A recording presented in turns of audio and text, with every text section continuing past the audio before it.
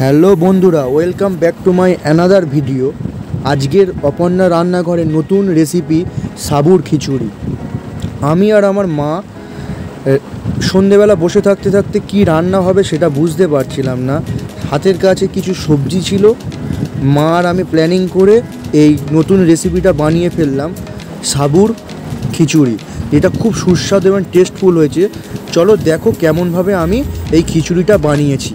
First of all আমি নিয়ে নিলাম একটা কড়াতে 200 গ্রাম সাবু। 200 গ্রাম সাবুটাকে হালকা মিডিয়াম ফ্লেমে তেল না দিয়ে এমনি শুধু কড়াতে ভালো করে নেড়ে নিলাম, যাতে সাবুর গন্ধটা চলে যায়। ভালো করে নেড়ে নেব যাতে সাবুর কোনো গন্ধ না থাকে। সেটা একটা পাত্রে রেখে দিলাম। রেখে দেওয়ার পরে সাবুর পাত্রে যেটা রাখলাম তাতে জল দিয়ে প্রায় যতক্ষণ এবারের ভাজাভুজি বা প্রসেসটা আমরা করব ততক্ষণে সাবুটা ভেজানো থাকবে। তারপরে কড়াতে দিয়ে দিলাম সামান্য পরিমাণ তেল। তেলটা গরম হয়ে এলেই তাকে ভালো করে নেড়ে নেব কড়াতে, যাতে চারদিকটা কড়াই তেলটা থাকে। ভালো করে গরম করে নেব। এবার তাতে আমরা দিয়ে দেব তেজপাতা দুটো দিয়ে দিলাম, দুটো কাঁচা লঙ্কা শুকনো দিয়ে দেব, আর দিয়ে দেব হচ্ছে কাঁচা লঙ্কা। কাঁচা লঙ্কা কেটে আধখানা করে রেখে দিয়ে সেই কাঁচা লঙ্কাটা দিয়ে দেব। তারপরে সেটাকে ভালো করে কড়াতে প্রসেসটা করে নেব, নেড়ে নেব। আপনারা পারলেন তাতে দুটো মরিচ গুঁড়োও দিতে পারেন। তারপরে সেটাকে আস্তে আস্তে নাড়তে থাকবো। তারপরে দিয়ে দিলাম, আমার কাছে ছিল বিন কড়াই ছিল, সেটাকে কেটে রেখেছিলাম, সেটা দিয়ে দিলাম। দিয়ে সেটাকেও ওই তেলেতে কন্টিনিউয়াসলি নাড়তে থাকবো যাতে তলায় ধরে না যায়, ভালো করে ভাজা যায় ব্যাপারটাকে। তারপর সব বিন কড়াই কটা দিয়ে ভালো করে ওই তেলেতে নেড়ে নিলাম আস্তে আস্তে। এটা কিন্তু লো ফ্লেমে চলবে, এটা সব সময় মাথায় রাখবে। তারপরে দিয়ে দেব, আমার কাছে ছিল গাজরকে কেটে নিয়ে রেখেছিলাম, গাজরটাকেও দিয়ে দিলাম। দিয়ে সেই একই প্রসেসে গাজরটাকেও নাড়তে থাকবো ওই কড়াতে, যাতে ভালো করে ভাজা হয়ে যায়। যত ভালো ভাজা হবে তত কিন্তু খেতেও ভালো লাগবে।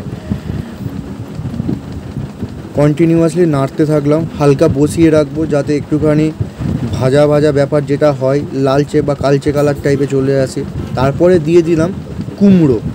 আমার হাতের কাছে কুমড়ো ছিল, কুমড়োটা দিয়ে দিলাম।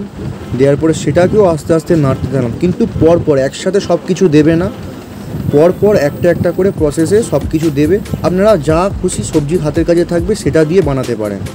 দিয়ে দিলাম আলু, একটা আলু কুচিয়ে রেখেছিলাম ছোটো দেখে, সেটা দিয়ে দিলাম। তারপর দিয়ে দিলাম পেঁপে, একটা ছোটো পেঁপের আধখানা পেঁপে নিয়ে দিয়ে দিলাম, যাতে খেতে একটু মিষ্টি লাগলে ভালো লাগে ব্যাপারটা। সাবু তো তাই জন্য ভালো লাগে। আর সেটাকে কন্টিনিউয়াসলি কষতে থাকলাম, ভালো করে কষা হয়ে গেল। তারপর দিয়ে দিলাম তাতে একটা টমেটো কুচিয়ে রেখেছিলাম, টমেটো দিয়ে দিলাম। দিতে সেটাও কন্টিনিউ ভালো করে যতক্ষণ না ভাজা হবে ততক্ষণ ভাজতে হবে আস্তে আস্তে। বেশি তাড়াহুড়ো করে তুলে নিলে সেটা কাঁচা থেকে যাবে, তখন ভালো লাগবে না খেতে। ভালো করে ভেজে নিতে হবে। প্রায় দেখো কত সুন্দর কালার চলে আসছে ভাজাতে। তারপর কিছু সামান্য পরিমাণ নুন দিয়ে দিলাম। নুন তো জানেন সব রান্নাতে প্রয়োজন, তাই নুনটা দিয়ে দিলাম। দিয়ে সেটা কন্টিনিউয়াসলি ভাজতে থাকলাম। তারপর আদা বাটা ছিল, আদা বাটা দিয়ে দিলাম। যতটা পরিমাণ লাগবে আপনারা দিয়ে নেবেন আদা বাটা। আমরা একটা ছোটো হালকা টিস্পুন আদা নিয়েছিলাম, সেটা দিয়ে দিলাম। তারপর নাড়তে থাকলাম কন্টিনিউয়াসলি সেই কড়াতে। তারপর দিয়ে দিলাম হলুদ গুঁড়ো, কিছু পরিমাণ হলুদ গুঁড়ো দিয়ে দিলাম। হলুদ গুঁড়োটা আপনারা কম পারেন দিতে পারেন, যারা হলুদ বেশি খান না তারা কমও দিতে পারেন।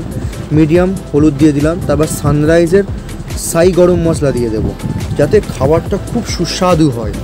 সাই গরম মশলা দিয়ে দিলাম, সেটাকে কন্টিনিউয়াসলি নেড়ে নিলাম। তারপর তাতে দিয়ে দেব হচ্ছে হালকা পরিমাণ জিরা পাউডার বা কাশ্মীরি লঙ্কা দিতে পারেন আপনারা। এটা কাশ্মীরি লঙ্কা দিয়ে নিচ্ছি আমরা। কাশ্মীরি লঙ্কাটা দিয়ে নিলাম, দিতে কালারও খুব ভালো আসে, ঝালও ঝালও লাগে।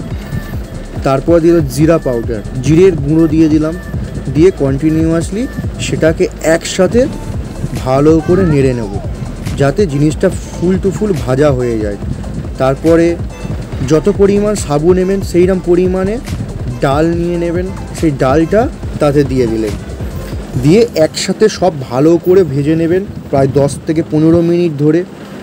ভেজে নিলে যত ভাজা হয়ে যাবে ব্যাপারটা তত তাড়াতাড়ি সিদ্ধ হয়ে যাবে, খেতেও ভালো লাগবে।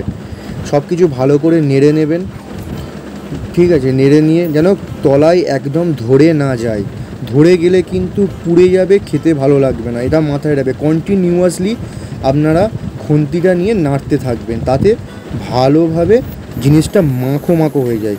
দেখো বন্ধুরা এবার কত সুন্দর ভাজা হয়ে গিয়েছে। ভাজা হয়ে যাওয়ার পর তাতে ওই 200 গ্রাম সাবু যেটা ভিজিয়ে রেখেছিলাম, সেই ভিজিয়ে রাখা সাবুটা দিয়ে দেবেন আপনারা। সাবুটা দিয়ে নিলেন, দেওয়ার পরে সেটাও কন্টিনিউয়াসলি নেড়ে নেবেন ভালো করে, যতক্ষণ না সাবুটাকে বোঝা যায় যে এটা সাবুর দানা, ভালো করে যেন চারদিকটা সাবুটা মিশে যায়।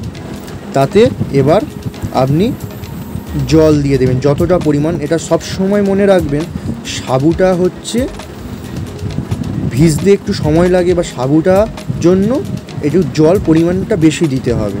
জলের পরিমাণটা বেশি দেবেন যাতে সাবুটা একটু সিদ্ধ হতে বা সবজিগুলো একটু সিদ্ধ হতে দেরি হয়, তো সেই জন্য সাবুটা দিয়ে নেবেন। সাবুতে একটু জলের পরিমাণ বেশি দিয়ে দেবেন। বন্ধুরা কত সুন্দর প্রায় হয়ে এসেছে, হালকা হালকা করে হবে। তারপর তাতে চিনি দিয়ে দিলাম, তারপরে তাতে দিয়ে দিলাম গরম মশলা, যাতে খুব সুস্বাদু এবং টেস্টফুল হয় সেই জন্য দিয়ে নিলাম গরম মশলা। গরম মশলা দিলে জানেন তো খেতে ভালো লাগে। আপনারা চাইলে যারা ঘি পছন্দ করেন, ঘি দিলে দেখবে খাবারের টেস্টটা খুব সুন্দর হয়। পরিমাণ মতন ঘি দিয়ে দিলাম, দিয়ে সেটাকে কন্টিনিউ নাড়তে থাকলাম, নেড়ে সেটা প্রায় 10 মিনিট। তারপর সেটাকে সার্ভ করে নেব। কত সুন্দর লাগছে দেখো। আজকের আমার রেসিপিটাকে কেমন লাগলো তোমরা সবাই জানিও, এবং আমার চ্যানেলটাকে সাবস্ক্রাইব করে দিও, ফেসবুকে ফলো করে দিও। Thank you.